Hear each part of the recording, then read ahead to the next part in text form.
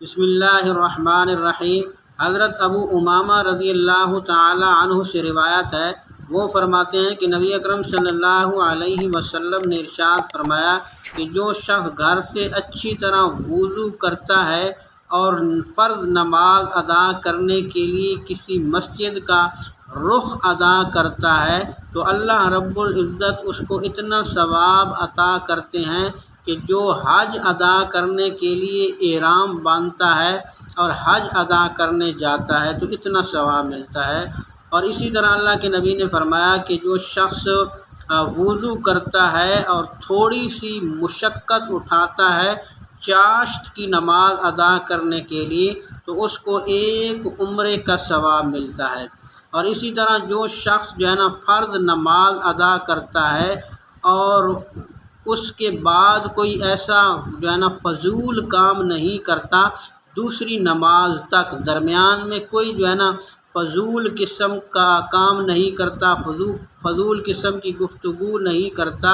اور پھر اس کے بعد دوسری نماز کا وقت آ جاتا ہے اور دوسری نماز وہ ادا کرتا ہے تو اللہ رب العزت اس کا یہ عمل جو ہے نا اونچے درجے میں لکھ دیتے ہیں۔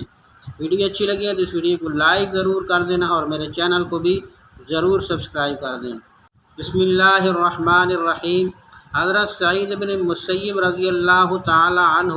ایک انصاری صحابی سے روایت کرتے ہیں، وہ فرماتے ہیں کہ نبی اکرم صلی اللہ علیہ وسلم نے ارشاد فرمایا کہ جو شخص گھر سے اچھی طرح وضو کر کے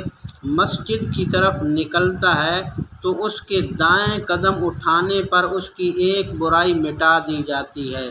تو اب یہ اس کے اوپر ہے کہ چاہے وہ چھوٹے چھوٹے قدم رکھے یا لمبے لمبے قدم رکھے، یہ اس کو اختیار ہے۔ تو جس وقت وہ مسجد میں آتا ہے اور آ کر جماعت کے ساتھ نماز ادا کرتا ہے تو اس کے اوپر جو ہے نا اس کام کی وجہ سے جماعت کے ساتھ نماز ادا کرنے کے اوپر اس کی مغفرت فرما دیتے ہیں اللہ رب العزت۔ اور یا اس وقت آتا ہے کہ جماعت کی کچھ رکعتیں ہو چکی ہوتی ہیں اور وہ کچھ رکعتیں جماعت کے ساتھ پڑھتا ہے، پھر سلام کے بعد جو ہے نا وہ اپنی نماز اکیلے مکمل کرتا ہے تو اس کے اوپر بھی اللہ رب العزت اس کی مغفرت فرما دیتے ہیں۔ یا یہ اس وقت مسجد میں آتا ہے کہ جس وقت جماعت ہو چکی ہوتی ہے تو وہ اکیلے مسجد میں نماز ادا کرتا ہے تو اس کے اوپر بھی اللہ رب العزت مغفرت فرما دیتے ہیں۔ ویڈیو اچھی لگی ہے تو اس ویڈیو کو لائک ضرور کر دینا اور میرے چینل کو بھی ضرور سبسکرائب کر دینا۔